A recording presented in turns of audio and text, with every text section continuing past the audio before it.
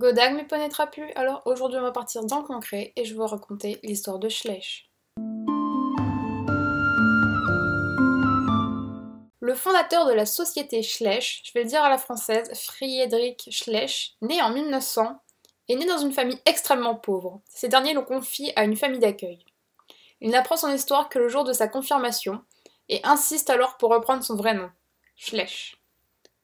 De 1922 à 1927, il exerce le métier d'employé de banque, puis change pour se tourner vers le commerce dans les premières années de la République de Weimar. Comme cela ne doit pas être évident pour tout le monde, je me permets de vous faire un petit aparté. La République de Weimar est le nom donné par les historiens au régime politique en place en Allemagne de 1918 à 1933. Maintenant, reprenons. Le 1er janvier 1926, il prend ses fonctions en tant que collaborateur extérieur Cloetta und Müller, une petite société spécialisée dans les masques de protection pour l'industrie. Il va très vite s'avérer irremplaçable au sein de cette société. Il propose de nouvelles innovations vis-à-vis des masques, bien qu'il n'ait aucune expérience là-dedans. Si bien qu'en 1931, il dépose un brevet à son nom concernant l'une de ces innovations.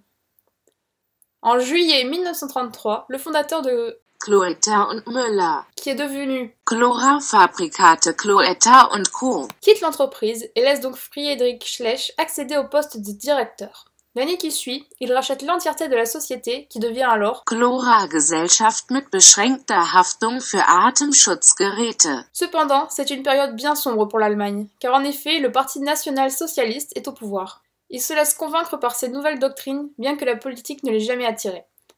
On peut penser que son objectif principal est de protéger et soutenir son entreprise. Je vous fais un nouvel aparté pour vous dire que non, Friedrich Schleich ne soutenait pas Hitler.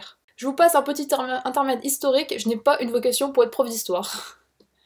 Le 18 septembre 1935, Friedrich Schleich fait inscrire sa société sous le nom de Chlora-Atemschutzgeräte Schleich und Co. au registre du commerce. Il continue la production de masques de protection. Cependant, la guerre faisant rage, il se voit contraint de favoriser la production militaire au détriment de la protection civile. Il fait alors son maximum pour sauver son entreprise et ses employés.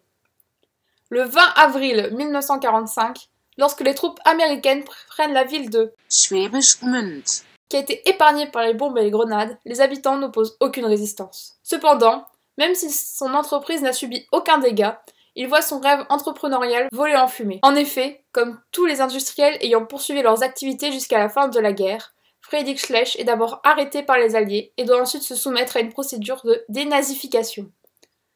Son passage devant le tribunal est une telle épreuve qu'il se fait une promesse que si un jour il devait créer une nouvelle entreprise, jamais il ne fabriquerait quelque chose susceptible de servir à des fins militaires. L'autorisation de continuer son activité obtenue, il commence à reconstruire son entreprise.